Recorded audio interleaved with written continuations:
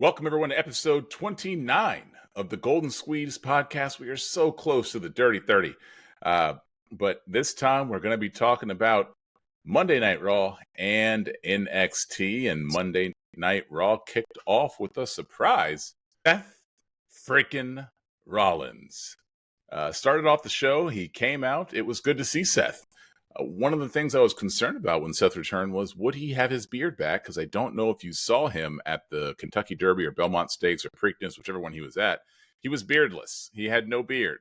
But apparently he is just all man because it's already grown back, nice, thick, and full. And his hair grew back too because he had short hair. So he grows hair fast. He's a hairy individual. He grows hair very fast. So good for him. But it was good to see Seth Rollins back. You know, when you really think about the talent that is out as a result of injury, or other things just not there. It's, they got a deep talent pool that's not even there. Seth Rollins, Roman Reigns, Becky Lynch, Charlotte Flair.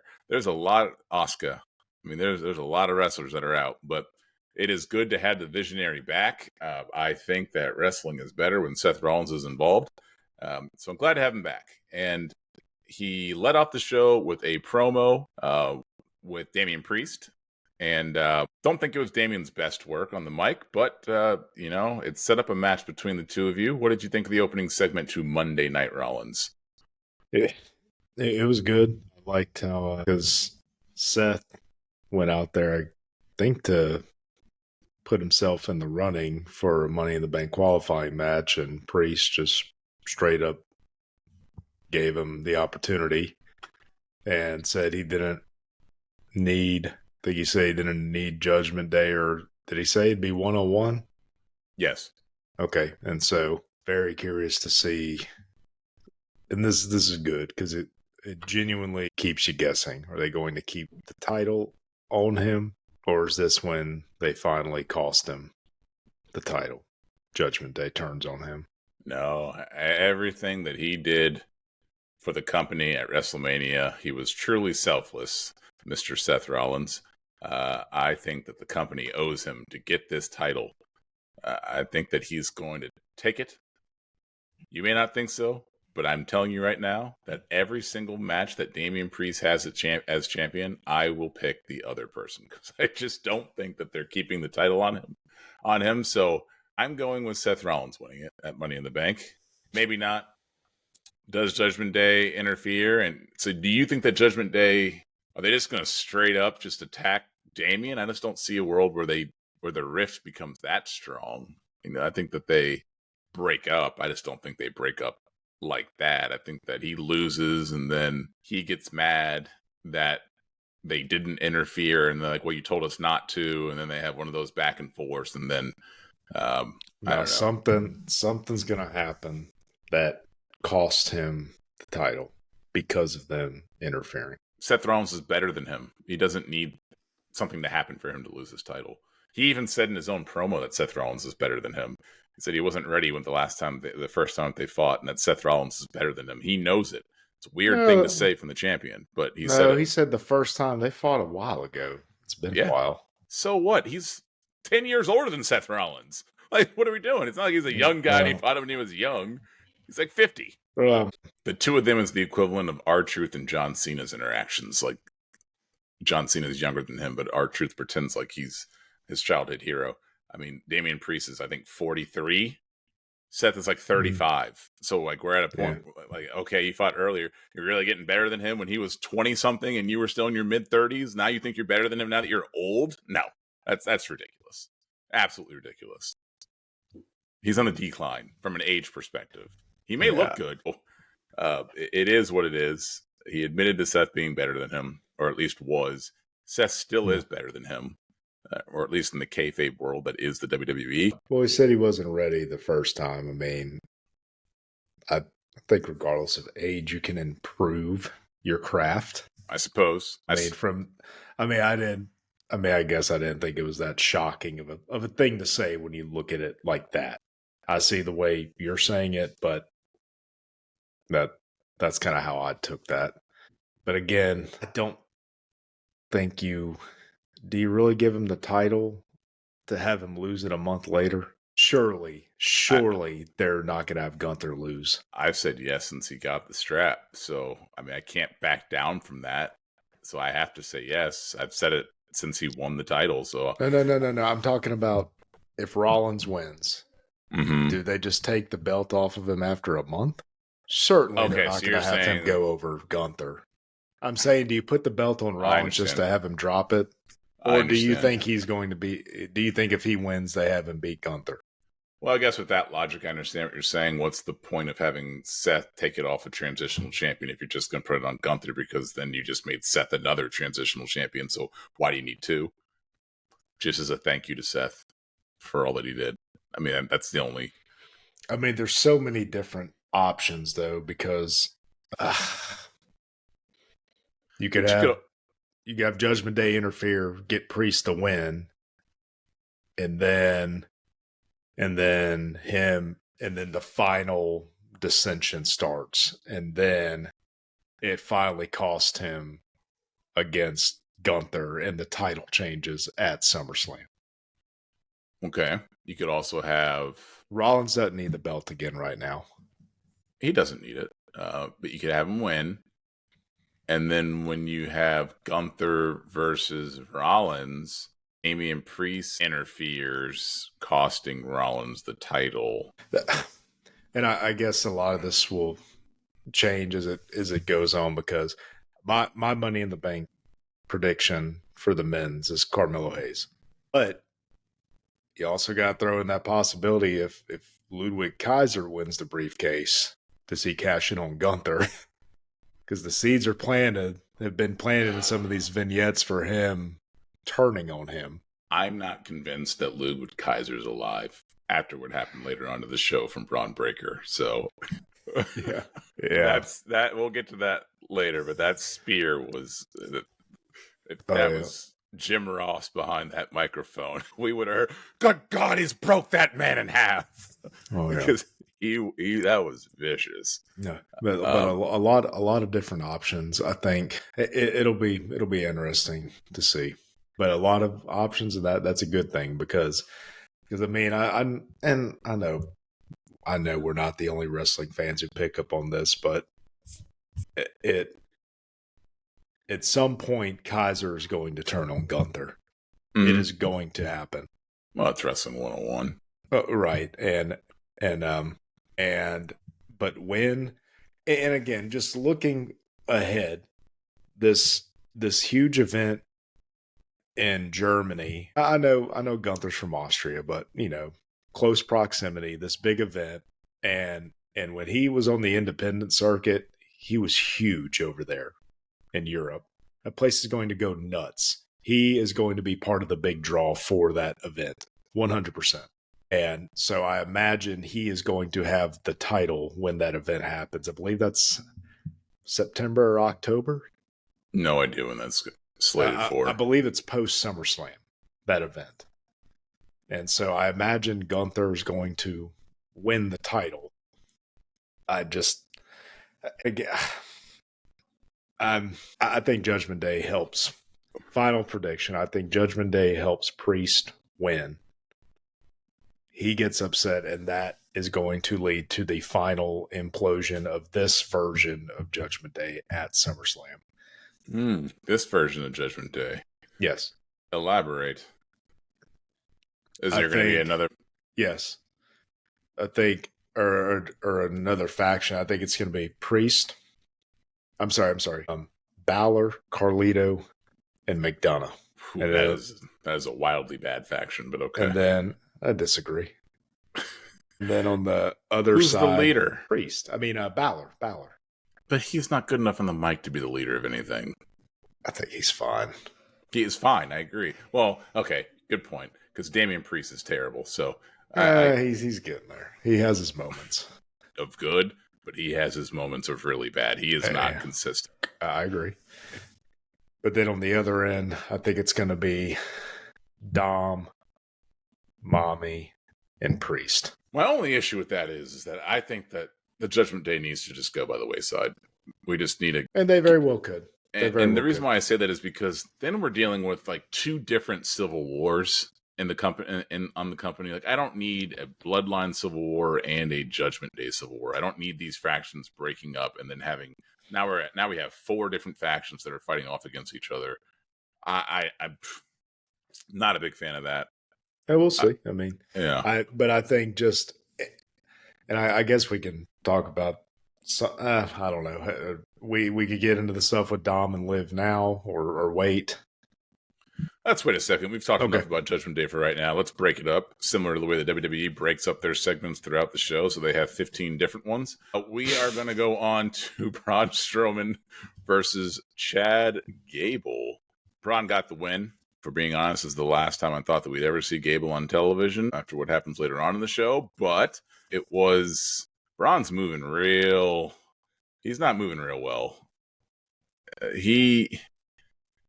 Whenever he runs outside the ring, he runs like an old man, and his body is breaking down before our eyes. And I was hoping that whatever surgery he had would have helped cure some of those issues, because he's a big boy. But I mean, he's obviously not in discomfort and pain because he's doing that every single episode. It may not, because I feel the same way. It is like, oh man, but then the fact that he continues to do it. Is he pushing his body just to do it? No, absolutely not. I think especially this day and age, they are going to err on the side of caution, especially for somebody who just came off the shelf. I think there's no way. No, okay, let me rephrase that. If it's known, if he is dealing with some lingering issues and it's known, absolutely no way they continue doing what they're doing. Yeah. But if he's dealing with something and not telling anybody, yes, I could see it from that. But this day and age, no, absolutely not.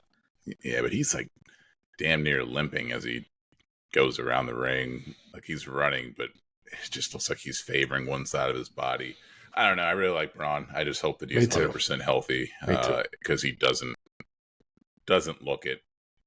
When he came back, I feel like he was moving just fine. I feel like it's slowly declining back to the way it was before he went off TV last time. And maybe I'm wrong. I hope I'm wrong. I hope that you're right. I hope that they would just keep him off if he wasn't hurt. I think Vince probably would have made him keep wrestling, but I don't think Triple H operates that way. No, I think no, but even, and I think CM Punk is absolutely right when people in the locker room told him that a lot has changed, and they think it's because of stuff that he started. Regardless of how you feel of the way he left the company the first time, with that whole lawsuit and that stuff being brought to the forefront, I think the days of them trying to sweep known medical issues or potential medical issues under the rug are done. Yeah. That was a very high-profile thing with a high-profile wrestler, and it's just that brought the spotlight onto it, and I think that was the end of stuff like that, especially for big-name people who are consistently on television. Yeah. And I think that you're... My opinion. I think you're likely right. But, you never know. You never know. That could just be one of those things too, man. I mean, just at the end of the day, with the stuff he was doing, like the strongman stuff and stuff like that, for a guy his size, just, at the end of the day, procedures or whatever you have done, like, Father Time's undefeated. Yeah, it is. But he's not that old. How old is he? Like 34? But that type of stuff will age your body. Yeah. Yeah. He is 30. Okay. Never mind. That first number is not a 3. Braun Strowman's 40. I didn't realize he was that old. Okay. Yeah. He's 40 years old. Okay. Yeah. Well, if he's 40 years old, he needs to really start thinking about what he wants to do with his body, because he may need to go a different route and just do what NFL linemen do when they retire and just start losing some weight. Because and that, and I mean, and that could be something too, that where maybe there is something like leg or hip related where it's like, hey, kind of sore, but not to the point where, hey, surgery is needed, but it's like, hey, you could do it. It could help, but you're going to be on the shelf for a long time. Sure. It was a perfect way for me to swing a Tim Duncan reference in there. He needed surgery. He was operating on one leg for the last 10 years of his career. Yeah, well, similar to the Braun, when you're that big, you can do it. Yeah, but the thing was, he didn't want to have surgery on it and miss time or potentially not heal. Right, so that's why maybe the last 10 years of his career is a bit of an exaggeration, but for at least the last 5. The last 25 years of Tim's career, he needed. but I mean, that's the thing. It's like, okay, could do it with a little discomfort, but still contribute, or have the surgery and risk it something not healing the way it's supposed to. Yeah. And then you may not get to play again. So. Yeah. Yeah. But as we normally do, we digress about what we're actually talking about here, which was the Strowman versus Gable match, because the important thing about this match had nothing to do with Braun Strowman. It had to do with old Otis. Otis. Finally, he broke. He couldn't take it anymore. He could not take the treatment. And I will say this, for a man who hasn't said a word during this entire ordeal, maybe he said like 2 words. He's doing a great job with his acting. He every single facial expression that he makes, you can feel his pain. You can feel the way that he cares for Maxine Dupree and for Akira Tozawa. And he's doing a great job selling this feud, saying very little, but his actions, they speak louder than words. Because when he pushed Chad Gable, the entire crowd erupted. I was happy. There were probably people in the crowd just crying. I know I was. I mean, it was an emotional moment. And the thing with him too, and I mean, he's so good in getting the crowd to get invested in it. Look at the stuff with Mandy Rose. Mm-hmm. That was awesome. Yeah. And then this too. But even when he does talk, like in the backstage segments, it just seems like 2 guys having a conversation. Like, well, from his end. And I love Sami Zayn. I love Sami Zayn as a wrestler, but a lot of times I think he has a little too much energy, especially in the promo department when it's not necessarily needed. And some of those interactions he's had with Otis, I like how Otis just comes across as, hey, look, man, this is what it is. And then on the other end, you got Sami, oh, you don't have to take this, and, do the whole hoorah speech thing. But you got to remember, Otis is a classically trained actor. He's been in movies such as Main Event and other. So you got to remember, he's trained. Sammy's not. Yeah. Sammy's never been on the big screen that I remember. but no, but I like when somebody can deliver a promo like that and just sound like somebody having a regular conversation. I think that's a great talent to have in this line of work. Mm-hmm. And I love it. But, and again, I know we're going to get to what happened at the end later, but especially with that, I'm curious to see where this goes, because I'm not going to lie, I was disappointed. I wanted a beat down. I didn't want a shove. I wanted a beat down, finished with the final nail in the coffin being the worm, just because of how much Gable despises when he does that. But you can still get it through the confines of a match. I think it's going to be something similar to Wardlow versus MJF. And hope it does. Again, I was 100% sure it was going that way until what transpired later, but we'll get to that. That is meaningless because he's fine. So, I mean, they can still. No. I'm just saying now that he's been incorporated into that angle, because everything you read, okay, anybody who they focus on and something happened to, it happened to them specifically for a calculated reason. And if somebody was not there, it was intentional that they were not there. That has been made clear. So I hope they don't detour from this. I hope that wasn't the payoff, is my point. Yeah.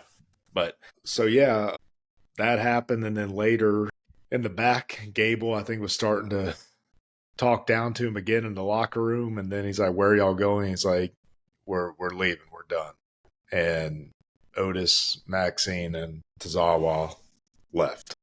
Mm-hmm. And did you notice what was above Gable's head when this was going on. It better have been a Colt 45 that was used to shoot him later on in the show, but no, what? You could see the ears in his cube, rambling rabbit. Okay. So, all right. Yeah, a little foreshadowing.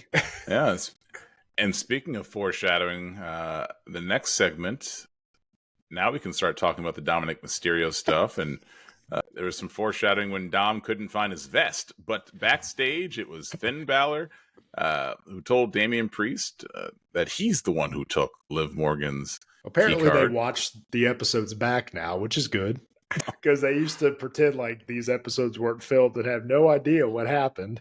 Yeah, I mean, exactly.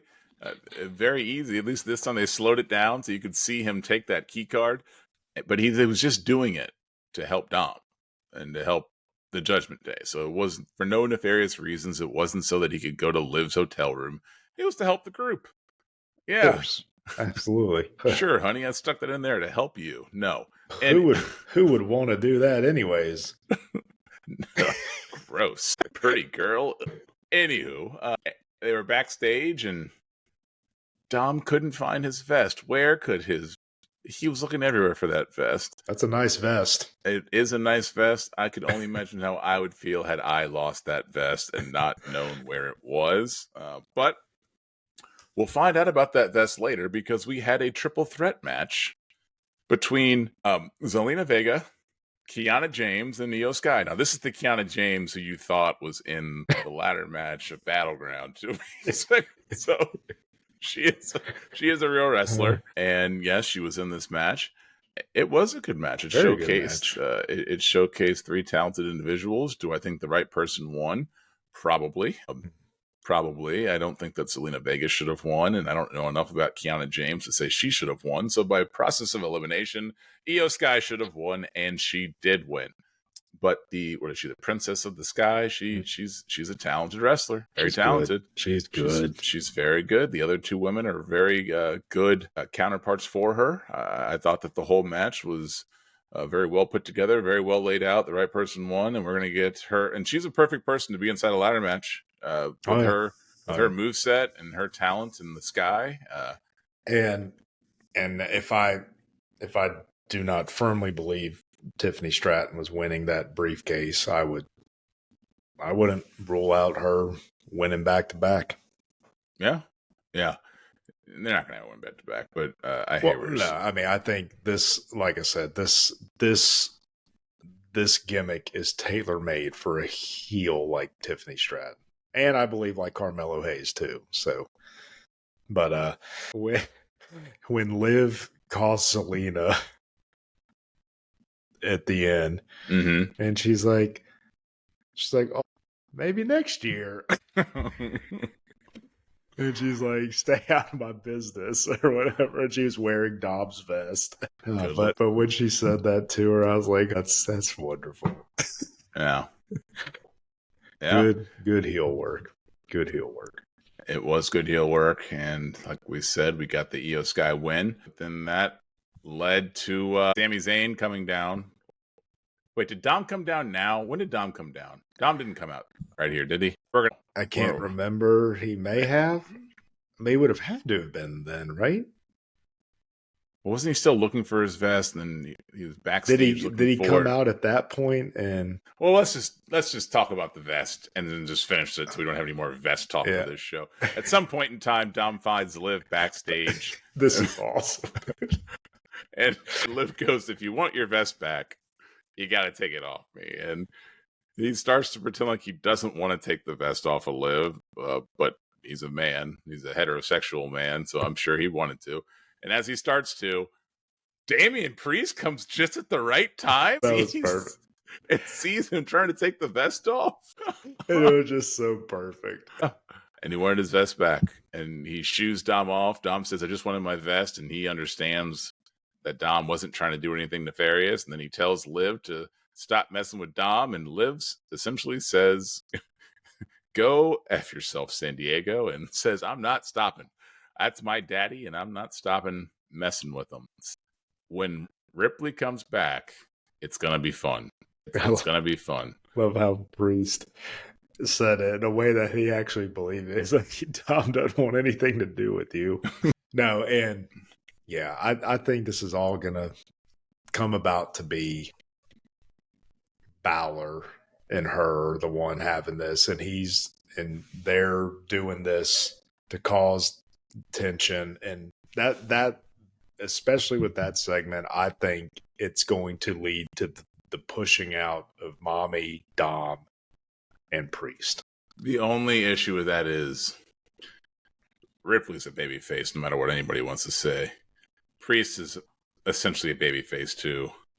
Does that mean we're getting babyface Dom? Oh no, and it's like yeah, that's true, because then anytime I think, yeah, I guess that got crapped on later, because it's like the fans may be thinking he's not that bad. Have him attack Ray again, and then everybody starts booing him, which is exactly what happened later in the show. Yeah, but I just don't. I don't think he can team himself with those two. I just because it's just an awkward dynamic with how much people love Ripley and how much I think that they don't love Damian, but I think that the crowd likes Damian. I don't really hear him getting boos, and he doesn't really get boos. And then Dom, they hate Dom, or at least they love to hate Dom. I don't think anybody hates Dom. I think actually everyone loves Dom, but they're predisposed to boo him, and they're going to do it. And then when he keeps attacking one of the most beloved wrestlers in history, one of the most beloved athletes in the history of sport. But yeah, and I really think they missed an opportunity here too, because I know they've only got a couple of the men's qualifiers. I really think even if they don't have intentions of him winning, they're really missing an opportunity to put Dom in that match, because the way that crowd would lose it if he was anywhere near getting that briefcase down. He gets the kind of heat where there might be somebody who rushes the ring and just knocks him off the ladder like they did Eddie that one time. Dude, but I really think in terms of just generating even that much more heat, them, man, that would be awesome. Okay, now we can talk about what happened next. So Sami Zayn comes out and celebrating his victory over Chad Gable. And then who comes out? Sheamus in a different kind of outfit. Jeans and a brown leather jacket with a shirt and a tie and a... Yeah, that's what he kind of had that. He kind of had that with the Brawling Brutes gig for a while. Like some of his, I feel like he's had that jacket. I feel like I've seen that jacket. It's a nice coat. I bet you do. And then Braun Breaker comes out. So I like Braun Breaker. No, Breaker came out first to confront Sammy, and then Sheamus. Okay, then Sheamus. Okay, yeah. Let's start with Breaker. Here's my issue with Breaker. Boy, this is picking a nit, and this is not fatal. Boy. I like Braun Breaker. He is entirely too tan, and when he lifts his arms, you can tell that when he goes to the tanning bed, he does not lift his arms there, because he's Sheamus here, Ophi here. And that's... Bro, that's AI. That's not tan. That's not fake tan, bro. That's AI. Well, then he needs to walk around like Grayson Waller said, that was AI. That's not real. He needs to walk like this more often, because he's not getting any sun under his arms. And it's crazy. It's crazy. But yeah, that set up a match between Sheamus and Braun, which we'll talk about a little bit later when we get there. I did like, because when I saw Breaker coming out, I was like, oh God, please don't go with the whole the babyface underdog, like is going to act skittish, but then overcomes the odds. So a few months down the line, like he stood toe to toe in the ring. Kudos to them for doing that. I like that Sami Zayn so much more. Yeah, I thought it was like the execution of that whole segment. And God, dude, okay. Something we talked about earlier with the age thing. Sheamus. I've seen I like Sheamus's work in the past couple of years better than the stuff that I first saw him doing. Not that it was bad, just I like it better as he's gotten older. Yeah. So just kind of going back to the point we were talking about with Priest. I mean, people get better with age. John Cena got better with age. John Cena's his last run, that was his best in-ring work, in my opinion. Which run? His last full-time run. Like with AJ and all that, like that series of stuff. And I think in the match he had with Roman a couple SummerSlams ago, SummerSlam 20, that may be my favorite Roman match of his championship run. Yeah. It was a great match. I have issues with kicking out of that top rope leg drop and a super AA, but hey, you know what? Anyways, I'm not doing that tonight. I'm not doing it. Okay, we're not. But what we are going to do tonight is talk about Dragon Lee versus Carlito. That's what we're going to talk about. This was good. Before we talk about that, there's something I noticed. The way that I want them to do a pan back angle of what the Judgment Day's backstage clubhouse looks like, because that thing to me looks like it might only be like an 8x10 box, because they are so close together when they're talking to each other. And whatever it is, the camera angles they use make Damian Priest look like he's 7 feet tall and everybody else is like 2 feet tall. They should. But Carlito looks like he might be smaller than Rey Mysterio the way they do those camera angles, and I know that that's just not true. And but Damian Priest is only like 6'5", isn't he? How tall is he? They make him look like he's 7'2". As well they should. He's the leader. Shouldn't be. Damian Priest, how tall are you? I need to know now. 6'5", 6'6". Okay, maybe you know this offhand. How tall is Aaron Judge? Aaron Judge is 6'7". Damian Priest is 6'5". Okay, yeah, because I know Judge when they did that thing at Yankee Stadium. You know, Judge was taller than him, but he not by much. Yeah, when they stood side by side on the field. Yeah, but they just make him look like Great Khali size, and everybody else is like Daniel Bryan size. But you know, it is what it is. But anyways, Dragon Lee versus Carlito. I thought they put on a good match. I enjoyed the scrap.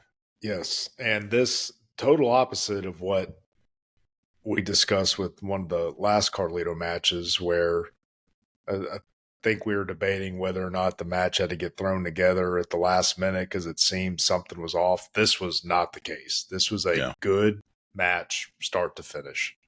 And was there interference in this one that led to Carlito hitting the backstabber? Yeah. Okay. Yeah. But I know Carlito won. And then was this when Vega came out? Vega was fighting. Yeah. She was beating down on Liv, right? Because didn't Liv show up? Yeah. Okay. There's a lot going. Okay. All right. Well, Carlito got the 3 count, and it was a good match. Was this where? No. Ray was in the main event, wasn't he? Okay. Yeah, because we'll get to that later when they're like, Dom's not getting as much heat. Have him attack his dad again. Their world was right once again. Easy. But what we got next was Drew McIntyre, who's no longer with the company. That I cannot believe he just quit on them like that after signing a new contract. That is not good business. Are they still going to pay him his money? Will he ever be back? Will he have to give that Claymore sword back to Rock? But I have a sneaking sensation that we haven't seen the last of Drew McIntyre, despite him turning in his pink slip. But luckily for him, he did quit and got out of the building prior to the events that transpired later in the evening. Oh. Done. Yeah, because he might not have been safe. But anyways, I'm not going to deal too much with that segment because it wasn't very long. Drew McIntyre quit. Next up, though, was Sheamus versus Braun Breaker. Oh, this was good. The match that was teased earlier.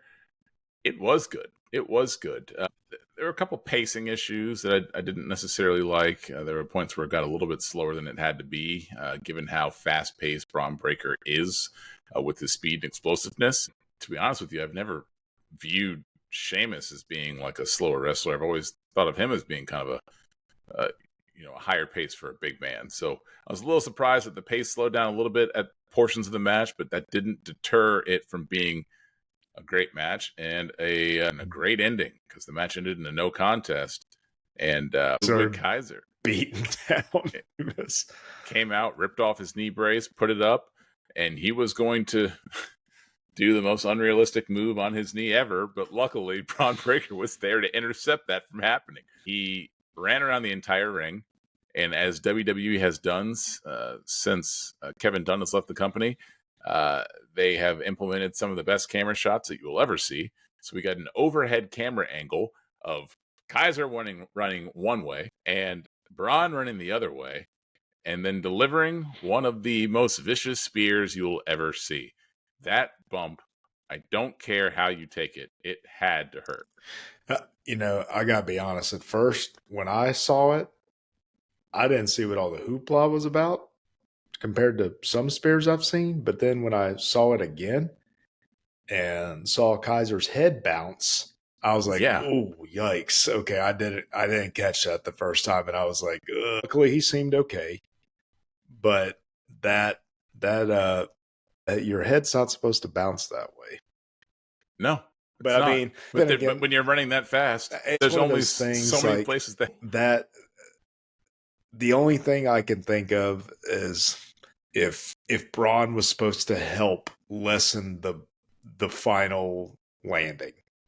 Like if he was supposed to maybe lift him up a little bit to kind of stop both of them, and then like put his hand on his back for support because I agree. If you're going that fast, I mean, common sense would tell you like it's the person on the receiving end of that, their head is going to bounce. Yeah.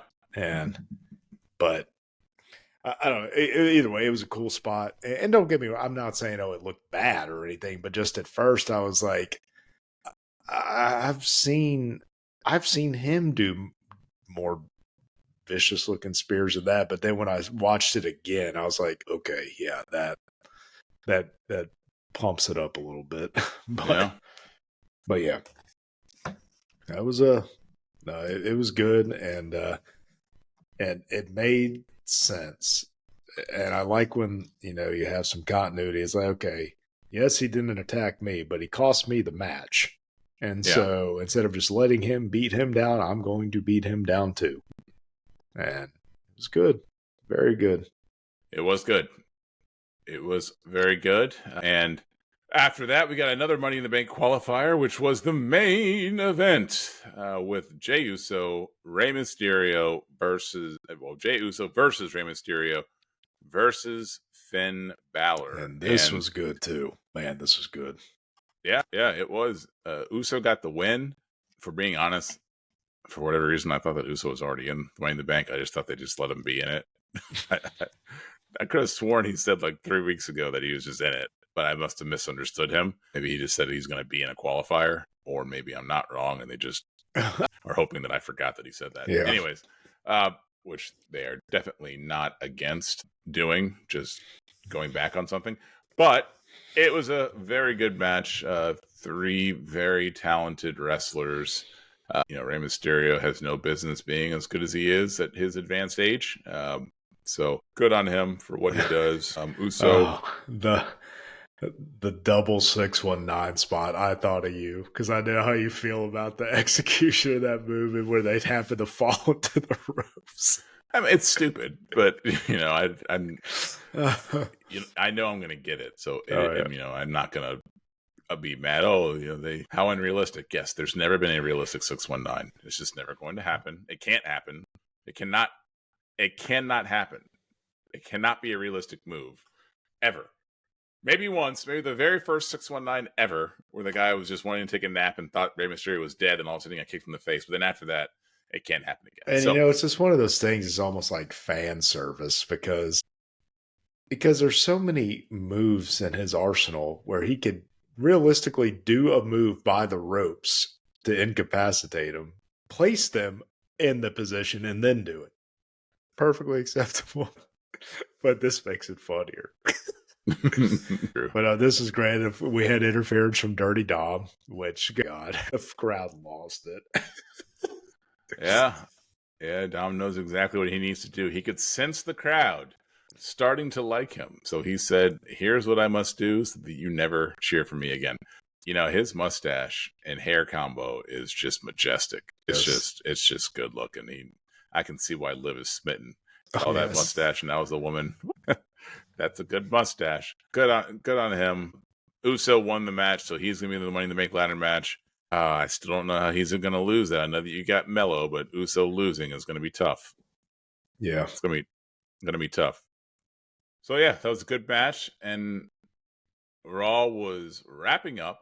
And just when you thought that they were about to go on to whatever comes on after Raw, the lights went out, and they started to play Bray Wyatt's theme, but just the one note from his newest theme before he died. And they only played that one note the entire time. I wish they had played the entire song because that note started to get on my nerves since the last segment did last about 4 minutes. So it's just I like one note for the entire time. And the first thing that we see is Nicholas Cross. Nikki ASH. Cross. My God. Oh, we saw Nikki Cross. She was the first one that we saw. And then I think that we saw Eric Rowan next. Yes, I could be wrong about that. That's right. He had the Bludgeon Brothers mallet with good little tribute to his former partner.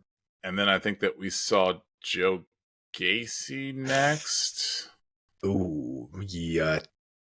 Joe Gacy, Bo Dallas. Who else is there? Dexter Lumis.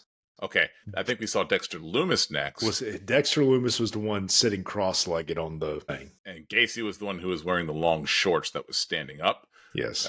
That's who we saw next. And then lastly, we saw Bo Dallas. And that is the Wyatt Six. SICKS. Stupid name. But still time for it to become the...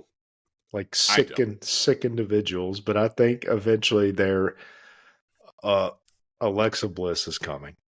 The name is fine if it's a double entendre. So as long as they get one more member, I'm fine. Six. I think they're going to, and I think Alexa Bliss is coming back. Yeah, maybe, but she's had the world's longest maternity leave. Anyways, we also saw some people backstage who some were speculating were murdered. They were not. Chad Gable is still with us. He was wearing his wrestling singlet and had what appeared to be a gunshot wound to the forehead, with blood dripping from an isolated area out of a perfectly carved out circle. I've never shot someone before. However, I have seen people that have been shot, and I'm sure you have too in your line of work and in my line of work. It just seemed like that's what they were going for, which didn't make sense. There was other ways to apply the blood to him to not make it look the way that it did. But they chose not to go that route. They could have just had him unconscious on the ground. Yes, blood was not necessary. No. There was a lot of blood that was backstage. I don't know any of the other individuals that were on the ground. It was too dark to tell who they were. And this was surprising to me. You had all these different outlets posting. It was this person, this person, this person. But the only one you could tell for sure was Gable. And then they were like zooming in like, oh, here's Carmelo Anthony. But Mello posted something. I mean, Carmelo Hayes. Carmelo is not one of the victims. Yes, you're right. Holy, anyways, yes, Carmelo Hayes. It was speculated it was Carmelo Hayes. But he posted something like on social media. It was like, nah, what me? I'm good. Are they alive? Or something like that. And but then I just saw something I think today confirming that the only wrestler that was incapacitated during that segment was Chad Gable. Everybody else was say what he was. Yeah, everyone else was like enhancement talent or whatever. But they were talking about Cody Rhodes, Triple H. It's like they didn't. Triple H. Yes, go back and look at these outlets that were putting that. I was like, I could recognize Triple H from 2 towns over. He was not one of those people. And you think we can't we can't tell Cody can't Rhodes. tell Cody's 2004 M haircut or Yeah, exactly. 2002 Eminem haircut, whichever one you want. And yeah, it was dark, but I'm sure his hair glows in the dark, so we definitely would have been able to see what was going on there. But just I'm telling you, man, when I saw all these different outlets put that out, I was like, they must have some inside info, because the stuff they're posting does not indicate to me that it's any of these people that they're claiming that they For are. Sure. So, for sure. But that was all cleared up. Apparently, it was Chad Gable was the only one. So here's my issue with this segment. I have many of them. I don't know what other outlets are saying. I don't know whether or not they're heralding this or they like it. I think a lot of people were just happy that they finally debuted and they didn't really care about what actually happened. But I do care. I'm happy they debuted, but I thought that the way they executed it was absolutely ridiculous. It was an absolute ridiculous segment, in my opinion. It should never have happened. They dug themselves in a hole, and there's no explanation in the entire world that's gonna dig them out of it. It's just gonna have to be one of those things where they just say something and we're just gonna have to forget they said it and just say, okay, whatever. Like, because there's no logical explanation to that segment. There's no logical explanation of the way Chad Gable was. Even if Chad Gable was slumped over, like on his stomach, like back of his head, like turned, I could. He was like this. Like that's a dead man's pose. That's an unalived man's pose. And they had the audacity to put that blood in his forehead where they did. And then I've never been madder seeing a post on Twitter than seeing Adam Pearce's stupid face say that he's cleared for Monday. He's cleared for Monday. Not that he's going to be there on Monday. You need to understand the distinction between the two. Him being there on Monday and him being cleared for Monday means that he can already wrestle. He can wrestle on Monday.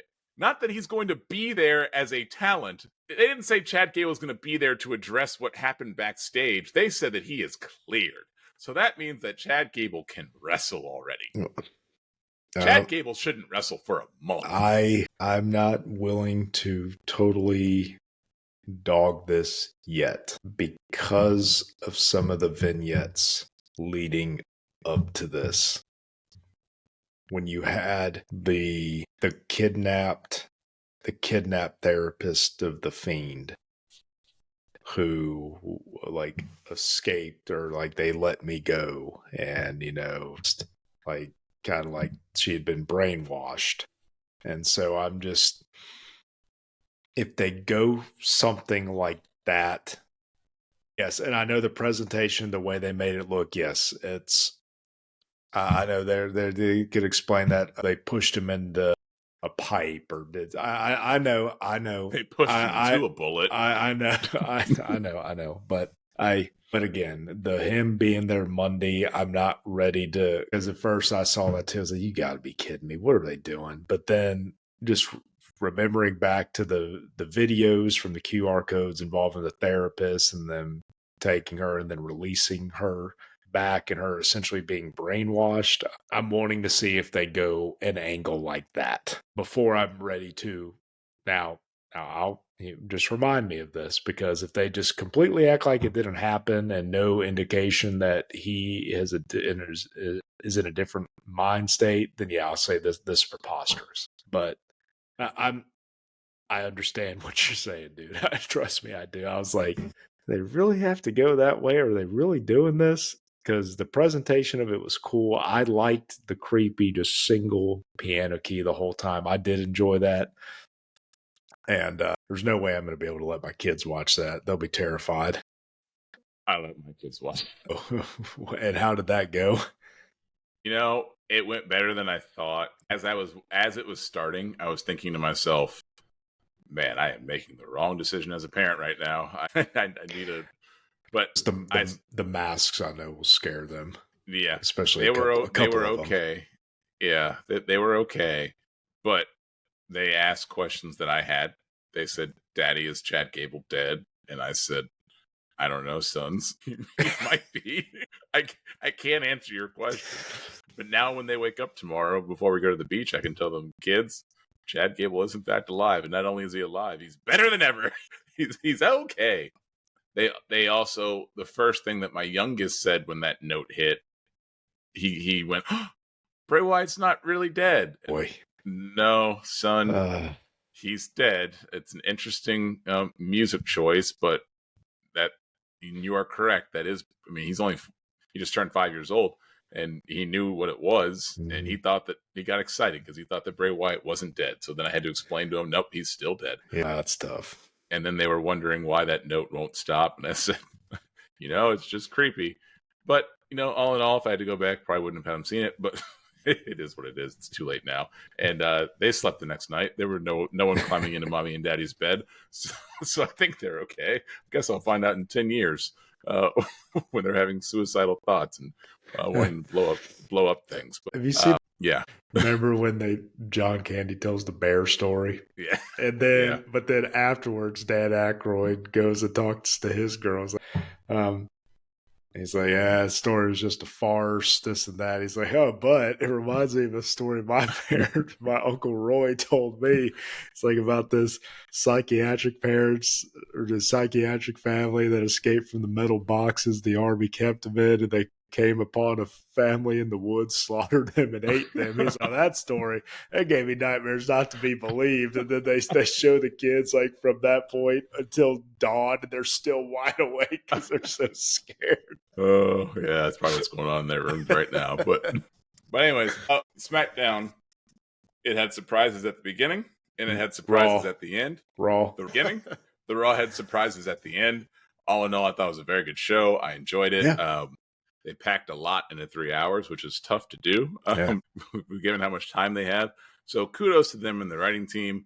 And from what I've seen, that theme of surprises from beginning to end carried over into NXT and then carried over into SmackDown later on this week. We're only going to talk about NXT today, so let's get to that now, which started off with a surprise. Say his name, and he appears.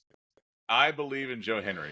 So I will admittedly say that my Joe Hendry knowledge is completely from social media. I don't watch TNA. I knew who he was, but not because I don't respect the company or anything like that. Because I do. I respect it more than probably AEW. But it's just I only have so many hours in the day. I keep so up with much, the results, but there's so much WWE in a week. What is that? 1, 2, 3, 4, 5, 6, 7, at least 7 hours a week of television, and there's a pay-per-view. Yeah. There's going to be 10. That's a lot of. I don't really watch any other TV. I watch sports and I watch WWE. Yeah, me too. So it is what it is. I'm not going to watch TNA. Not that I'm against it though. I only say that because I don't know a lot of TNA wrestlers, but I do know Joe Hendry, and I know him mainly because his song is trending viral, the number one song in Europe. He wrote it. He did write it. So is that him? Yeah. I saw an interview with him. He was on Busted Open podcast, and he said that before he wrestled, he did music, and he could never, get that big hit. And he said that his first big hit that he got was his theme song, and that was his breakout song. So he made the song. I believe it to be him singing, regardless if it's him singing or not. He made the song, but I'm going to go ahead and say it is him singing. This is not just a Big Show situation. He's actually singing his song. And I read about him essentially getting himself out of the mud from a wrestling perspective. And he's apparently a very good wrestler, and that he developed his character himself, and that his push was mainly because of everything that he's done for himself, and that he crafted this character, and it's the first one that he had that actually stuck. So good on him. Yeah. And apparently also he has a losing streak angle at TNA. So even though I know him, apparently he is not winning in TNA. He is on a losing streak a la Kurt Hawkins. So him being the first to be eliminated from the Battle Royal is a continuation of his losing streak from TNA. Okay, see, I wasn't aware of that because I had opinions of why they did that, because I know there were outlets in an uproar about that, saying, oh, they wasted it, and I didn't look at it that way at all. But We'll Yeah. get to that in a bit. I didn't know how to look at it, so that's why I chose to do just a little bit more research so I could No. develop an opinion, because I cannot say, oh, he should have done this, he should have done that. I don't know who you are, Yeah. except for that you have a song that I know, and I know who you are because you are a meme right now in social media. Well, That is what I know about I you. initially thought when I saw it and he got eliminated, I was like, okay, this guy is obviously extremely popular. He's coming over as a guest from another brand, and you're in a battle royal where lots of mistakes and things can happen, especially with everybody in there at the same time. It's like, so in terms of a guy who's in there who's super over in a big part of their programming, hey, have him go there, get the pop, show the continuing relationship between the two companies, but get him out of there quick before he could potentially get hurt. And then, he had already cut the promo, and then he had the interaction later with Shawn Michaels in the back.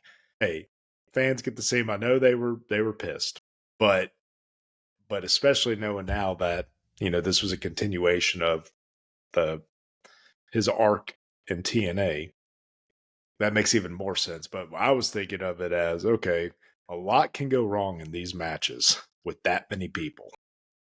Yeah, and it's not like he went in there and a la Bushwhacker Luke got clothesline right away. It took 7 or 8 guys to knock him out of the ring, so they let him look strong. They didn't just get knocked out by one guy; he got knocked out by a bunch of guys. And the other guy in there from TNA, who apparently he helped get him out too, and that is continuing a ongoing feud that they have.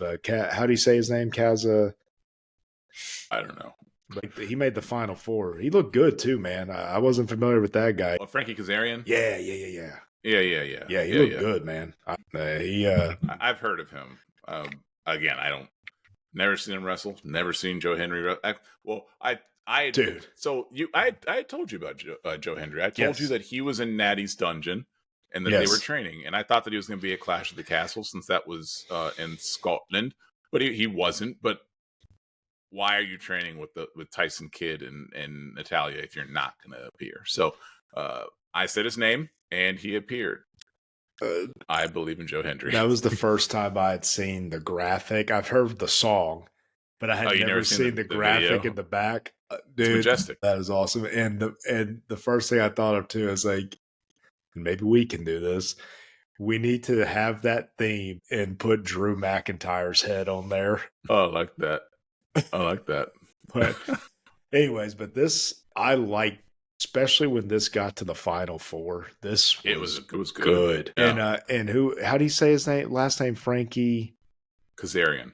Didn't he get eliminated via the Shawn Michaels flipping over the turnbuckle Irish whip out of the ring? Isn't that how he got eliminated? Yeah. That was a good spot, man. That looked good. Yeah. That was good. From what I've heard, he's a good wrestler. He looked great. From what I've heard, yeah. I was like, who is this guy, man? Like this, they need to cut some deal and get a singles match with him on a PLE or something, because that was good. Yeah. I'm going to go back to one of my gripes that I had last week about Javon Evans. He's extremely talented from an in-ring perspective. I don't want to take any of that away from him, but his stereotypical black act doesn't sit right with me, and it's only getting worse with his. He had a new saying that wasn't bouncy. It was something else. That one drives me nuts. What did he say? You have to stop saying that. You have to stop saying that is stereotypically black. I want you to tell me one. Okay, let me rephrase that. That is stereotypically black in the eyes of a McMahon. Even though I know that Vince is no longer with the.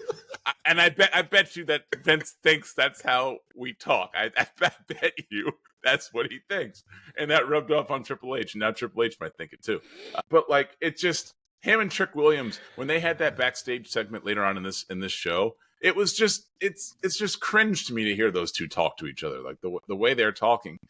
That's not going to work on the main roster. Them acting that way, it's just not going to work. It's not going to work. It's not going to work. They're going to have to change that gimmick. I refuse to believe that anyone thinks that people talk that way It bothers me, not just as a black man, but as a person who has ears. It really bothers me. It bothers me. Yeah, But I digress, because he is an in-ring talent. His athleticism is up there with Montez Ford. I'd love to see him fight Montez. That would just be an amazing athletic display of just people jumping and doing stuff. He's good. How For about 20 years old, the young OG. How about the interactions with him and the portion with him and Dragon Lee? Holy cow! Yeah.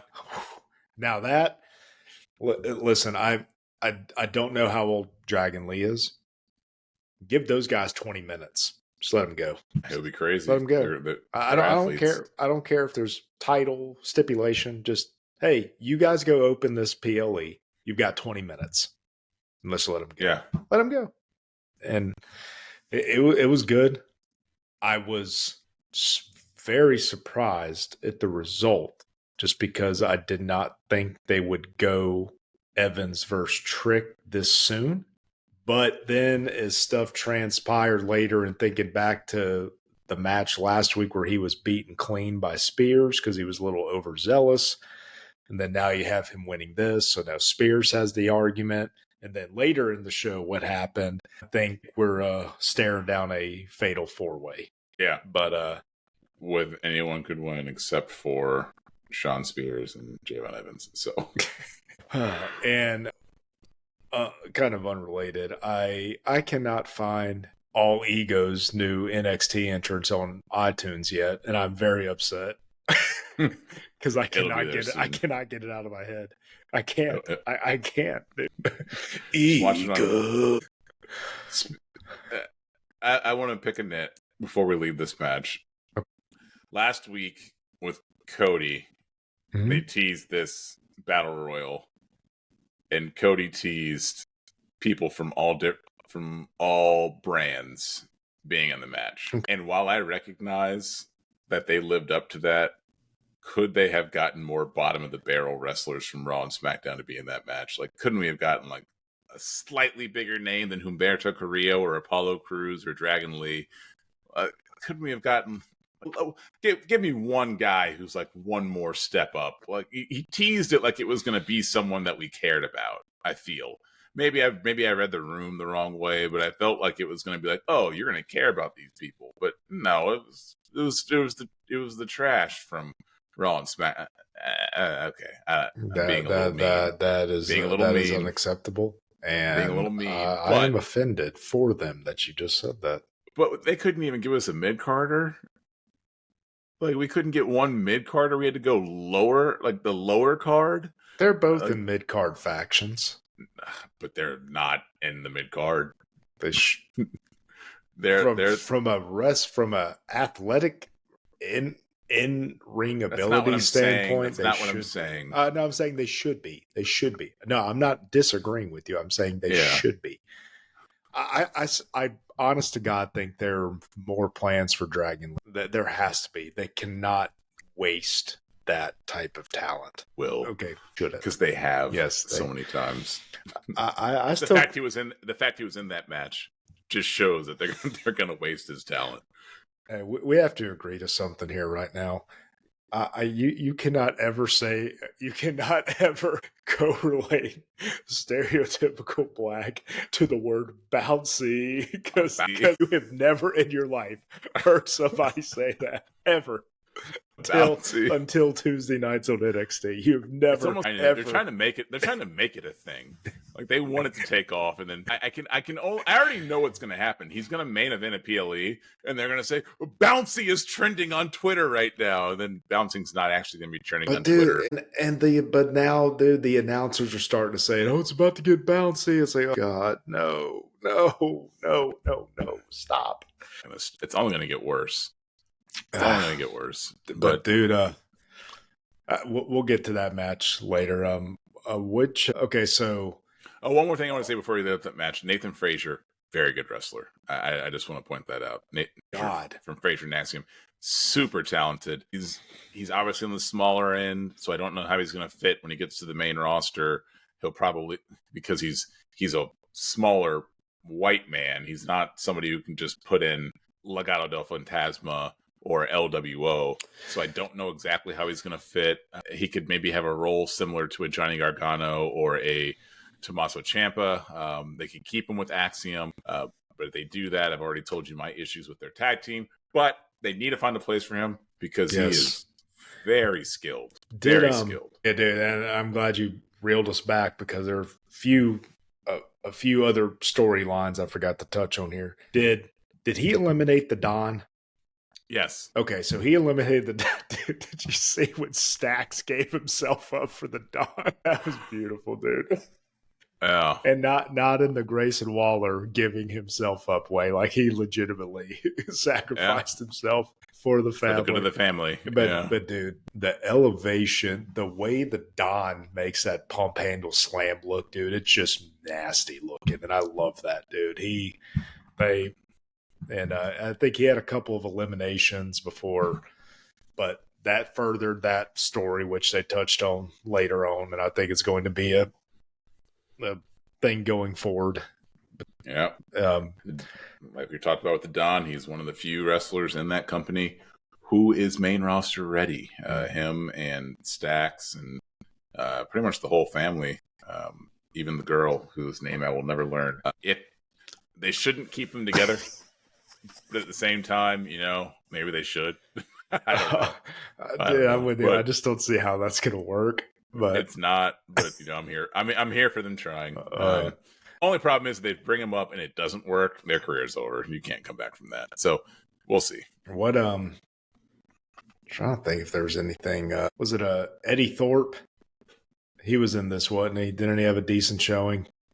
Because they interviewed him later, leaving and I thought that had all the makings of somebody's about to attack him, but no, he left unscathed, and But I like that match. His first match back last week. I just like I said, just.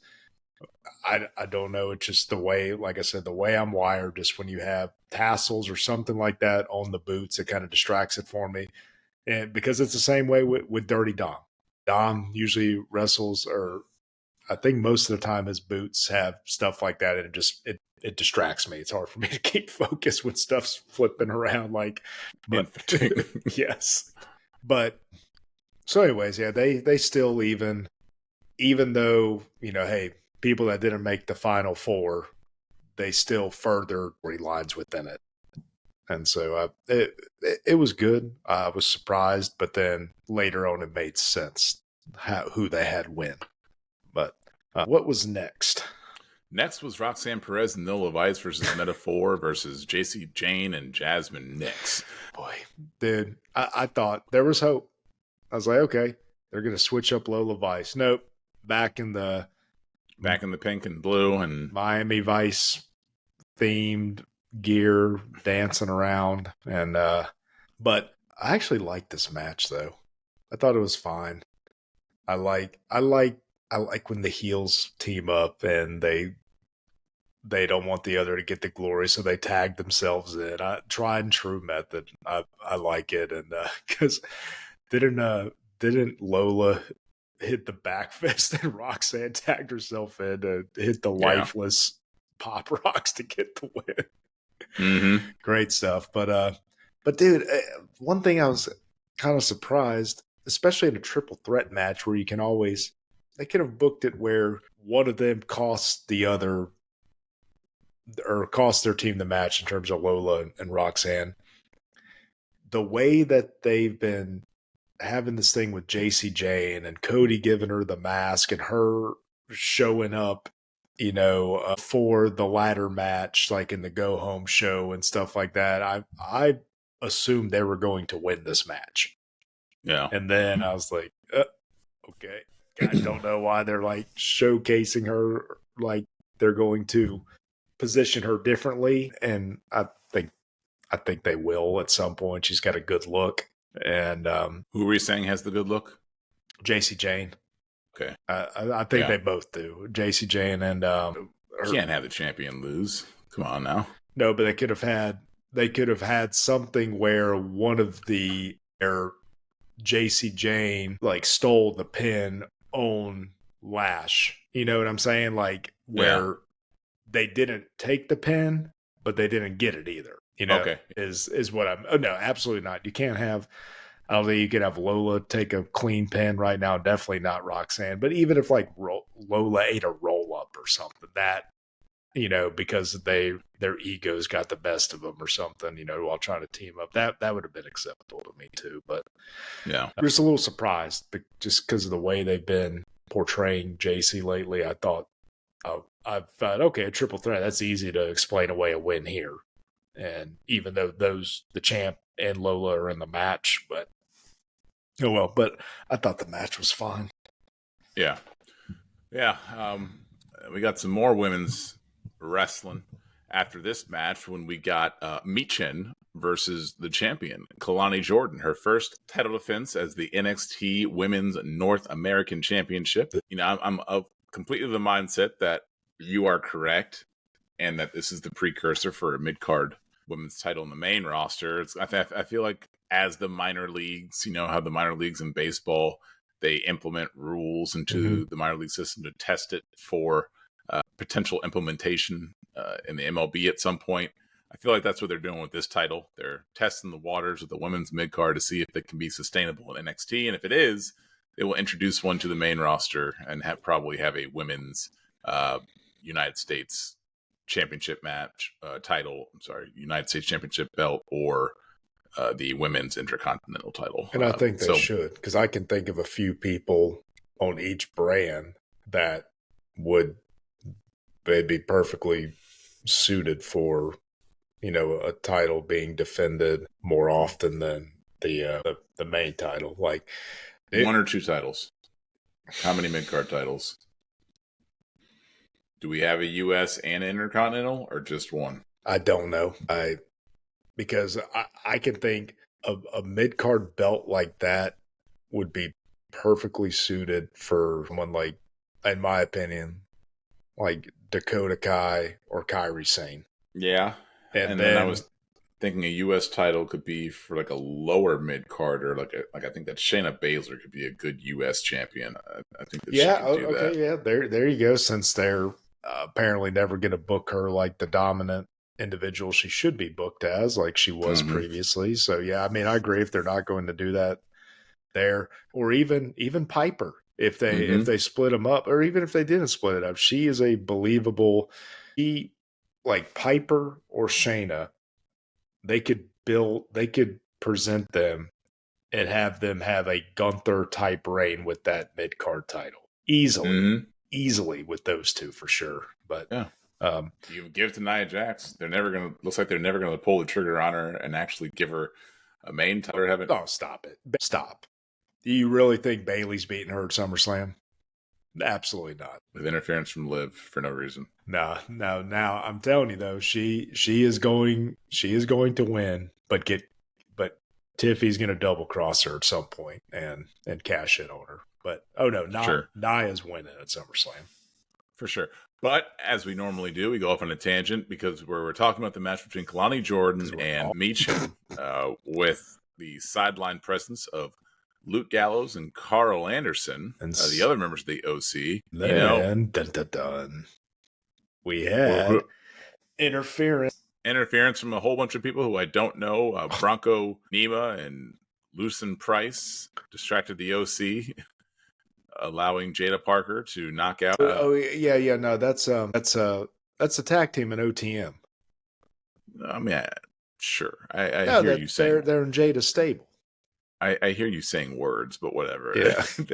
they hit Mia and allowed Kalani Jordan to get the win. The WWE, I think, told us no less than 15 times that she's a Big Ten superstar, that Kalani Jordan from Michigan State. So I'm glad that they remind us every single chance they get. It's a smart marketing tactic for them to try to persuade other collegiate athletes to want to enter their what's the program called? What do you mean? What's their college program called? They keep calling it the NIL. I know, but it stands for something. Next in line. Yeah. Next in line. Stupid name to name it, to change the acronym for NIL from name, image, likeness to next in line. No, Kalani Jordan, she's got a good look to her. She's a good looking girl, super athletic. She can She can go places in the company. She just needs to work on her facial expressions, a little bit of mic work, but she could have a bright future. A little too happy for me, but she No, could have a I bright agree. future. And yeah, I'm still, I think eventually she's going to get it, but there was not a doubt in my mind that Fallon Henley was going to be the first to hold that one. But Yeah. anyways, I think that's coming though. But but yeah, I like the continuation of the Jada Parker and Mishan thing. So Yeah. We'll see. I love Jada, man. So good to see her on TV. Next up is something I have a lot of feelings about, and I am going to stay calm and collected as I discuss my feelings on Wesley and his mic work. But Obafemi and Wesley were in the ring. Wesley is almost as bad as Charlie Dempsey. I'm just stop it. Stop. He's horrendous Stop on it. the mic. He is horrendous on the mic. When Obafemi was walking out and he had the most forced, he doesn't have that voice that he thinks that he has. And he goes, "Look at me," like that. Like that was so cringeworthy that I almost stopped watching the show. That was bad. It was bad. It was awful. What's that one meme? You're not that guy, pal. You're not that guy. He's not that guy. That's not him. Find your voice and just go with it. Find your voice. You don't have to have a voice like I don't know, me. Like you don't have to have like a deep voice to be successful on the mic. Look at Chad Gable. Chad Gable's fine on the mic and he doesn't sound like that. Don't force yourself.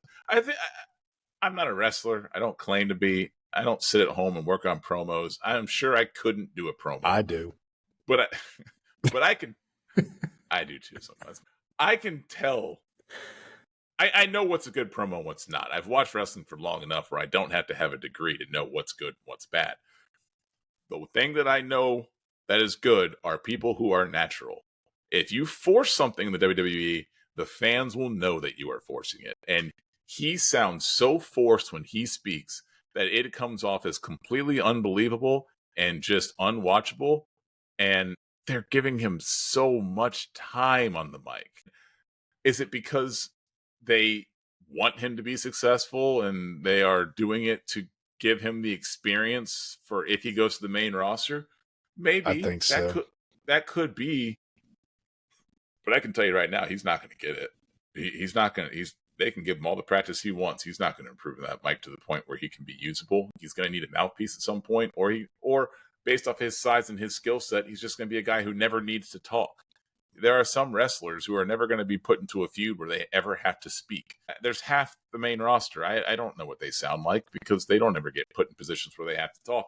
That's going to be him. And he's it's just not going to have to talk. Because I've heard some of his stuff where it's not that bad. Like not even close. It's fine.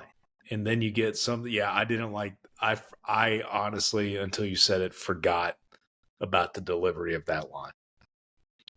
But all that to say, I am looking forward to this one-on-one because yes, we've seen Oba against other big guys one-on-one.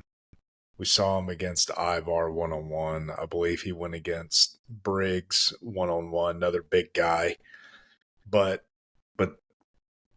then, and the past couple of matches, or a couple of the past major matches he's been in have been triple threat. And yeah. I'm a guy as talented in the ring, a smaller guy like Wesley. I'm looking forward to seeing how well Oba performs one-on-one with a guy talented like that and at that totally different style. I'm really, really looking forward to that, to see how he does. I'm actually getting madder as we're talking, and I'll tell you why. This is an angle I hadn't even thought of before. The fact that Wes Lee would say that to Obafemi, forget the delivery of the line. Why in the world would WWE think that it's believable that Wes Lee could intimidate Obafemi? And why would they put him in a position to try and do so? I not only do I think that's stupid for Oba's character, showing how much he wants that title. He's 3 times the size of Obafemi. If that man says, "Look at me," He's the size of his leg. No one's gonna listen to that. Like that's just stupid. That's just stupid. Like if my son like comes up to me and is like, "Look at me," like I'm not gonna acknowledge that. Like why would they have Obafemi even like why would he even turn around and stoop to that level? He's not on his level. Because he think that knows way. he's not going away. That's why. He should go away. I wish he would go away. I like him less every single time I see him. I don't like his look. I don't like the way he acts in the ring. I don't like the way he speaks. I don't like his promos. His wrestling is good. I'll give him that. Well then, that's 20%. But that's 20% of it. That's what's 20% going. That's what's going to keep us watching for that match, and I guarantee we're going to enjoy that match. Guarantee it. You know why I'll enjoy it? Because his mouth will be shut while he's wrestling. So yeah, I'll enjoy it. But he actually might say some stuff while he's wrestling. He just needs to shut up, wrestle, and go about his day. Because that will make him exponentially more popular in my book. And I'm even more disgusted that Bleacher gave this an A. And that we watched different things. I digress though. I'm fine now, but it just his delivery and his promo was really one of the worst things I've ever heard in my entire life. And it's not the first time that he's sucked in the mic, but it might be the last time I talk about it. Because next up, we had Fallon Henley versus Carly Bright with Kendall Gray by her side. There was a few things that happened here. Okay, I thought this was going to be an unmitigated disaster. When you have somebody as talented as Fallon with somebody that green, I was wrong. I was pleasantly surprised. Carly Bright, at least to me, did not seem uncomfortable in the ring with somebody as talented as Fallon Henley. She's a cheerleader. Is that what she is? Yes. Come on. Haven't you seen the same vignette over and over where they talk about her being a Minnesota Golden Gopher? Okay, I was going it doesn't matter. So the only thing I will say about that is that she was a cheerleader for a big-time college football program. And when you do something like that, you're used to the limelight. She's used to performing in front of 60,000 people. So I don't think that she's someone who's going to wilt in the moment just based off of her. Oh, no. I agree with everything you just said. But I'm talking about like being in the ropes and going move for move. Wrestling move for move with somebody as good at wrestling as Fallon Henley. Well, the one thing I can say about women's wrestling in NXT these days is it's a lot more choreography than it is wrestling, and she comes from a choreography background being a cheerleader, so I'm not surprised, only because these matches, to me, just looked a lot more choreographed than a Raw or a SmackDown match. So I would expect her to be good at that because that's what her background is in. And dude, they've got to change that bubbly character, and that music is horrendous. My God, that's bad. Oh, how many wrestlers stay with their initial gimmick? Oh yeah, no, they'll change. And but there's some talented folks coming down the line and that company, man, especially on the women's side. Now, who was at ringside with Carly? At ringside with Carly was a one Kendall Gray. Okay, because she got put to sleep by Wendy Chu, promptly put to sleep by Wendy Chu. And I know the character may be a little campy, but I think it's great. Just have her randomly come out choking people out. Hey, it makes me happy. It's like, hey, short, sweet, to the point. Yeah. Just whatever. I'm all for just booking somebody as just a unrelenting badass. I have no problem with that whatsoever. And Fallon did get the win here, correct? Yeah. Okay. Pinfall. Yeah, Pender. Okay, good. Dude, what do you think of Fallon Henley's character? I do not like it. I don't like it. Now the ring gear itself is like looks like well made and good, but I don't like it. I cannot see her wearing that and not think that it's supposed to be like a Coyote Ugly waitress. I cannot get that out of my head, and I don't like it. And again, she is another one who just put one color or one or two color combination, get some different music. Like, hey, I am a I am one of the best female wrestlers here, and just lose a lot of that colorful fluff and just present her like that. But again, I don't know. You just never know who has more say when it comes to their ring gear, their character, and their music and stuff like that. She may have suggested all that, and that just may be her personal preference. But I know I always give that little side note, but because to me and you, it's like there's no way that's going to work, but that could be what they want right now. Yeah, but see, I'm glad that they're putting Fallon on TV, and hey, the rookie hung in there with her, and I thought did well. So yeah. Then we got a few backstage and other segments. Before we get to the really good one with Charlie Dempsey, there was there was one with, I feel like I'm Charles Barkley saying who he play for. There was a Hank Walker told a Tank Ledger that he was cleared for action and that they would be challenging Tyler Bate and Pete Dunne. Yeah, it was those were those the ones that were the decathletes that I don't know. I feel like isn't that the tag team that there's too many people on this show. I'm just going to throw that out there. No, they have too many wrestlers. I feel like isn't that the new team that they beat the OC a few weeks ago? Isn't that them? Is it? It could be. I think that's who that is. And again, they've got obviously athletic, and there were some flashes there. No, I'm sorry. I think the OC beat them in their first match, but it was like they made it competitive. That okay, so that's who that is. So what else was there? Was that all of that? Is this where we got to Dempsey? And we got to Tavion Heights agreeing to join no quarter catch through a crew, except Charlie Dempsey told him he had to earn it by beating Damon Kemp. Well, no. Remember, he asked him to join, and he immediately said, he's like, okay. And then he's like, you push a hard bargain. You want to earn it? Okay. So, but I don't know if Dempsey was doing that on purpose or if they're just making him look like a buffoon. I don't know, but it needs to stop. I'm telling you, I think you thought I was exaggerating when I was talking about him. He's terrible. He's absolutely horrendous.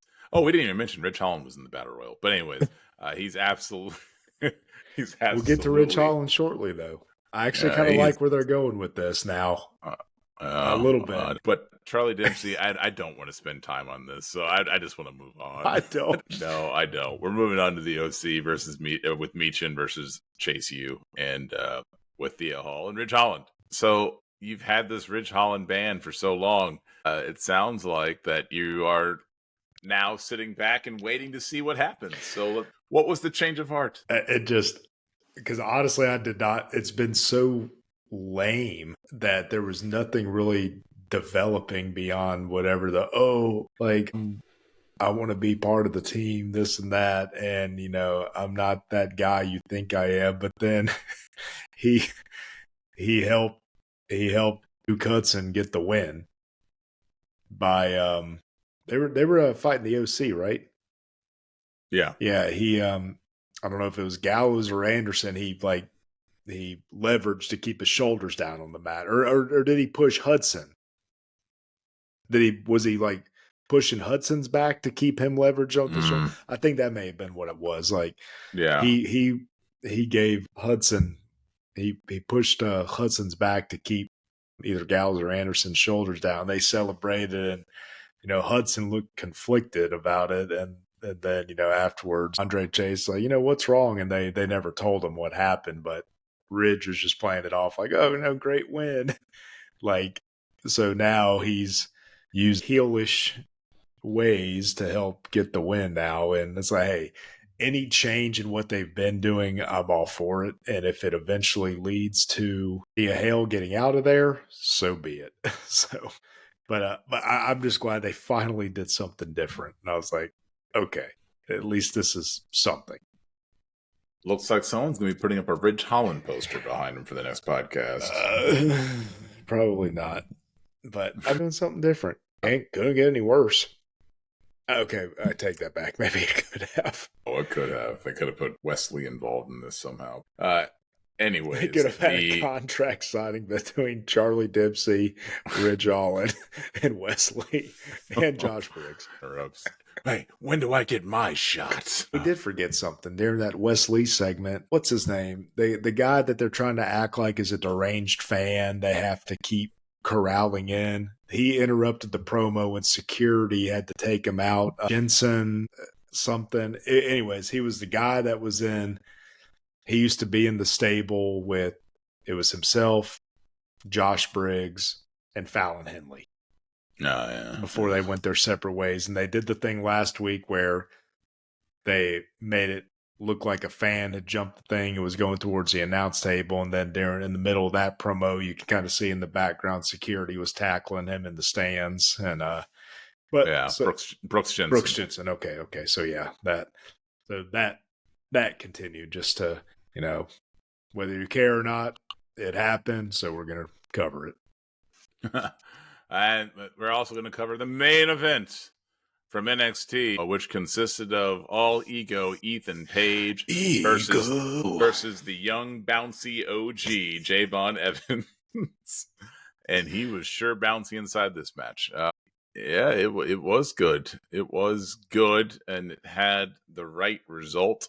Just let's keep letting Evans lose, and then hopefully he just is out of the company. That's not happening.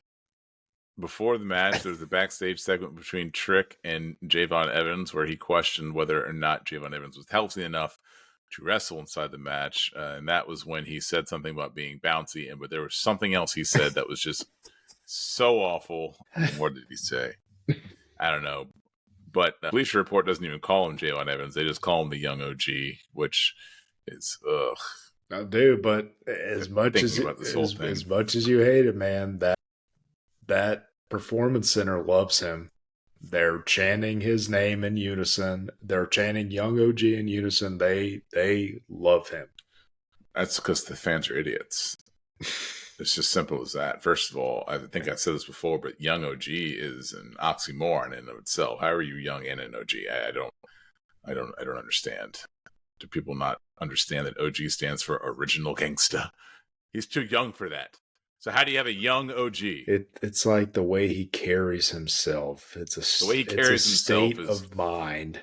Okay. Don't you remember any of the old No Limit songs where like Young Silk and Young C Murder, Young Master P were like calling themselves OGs? Why can't he do it?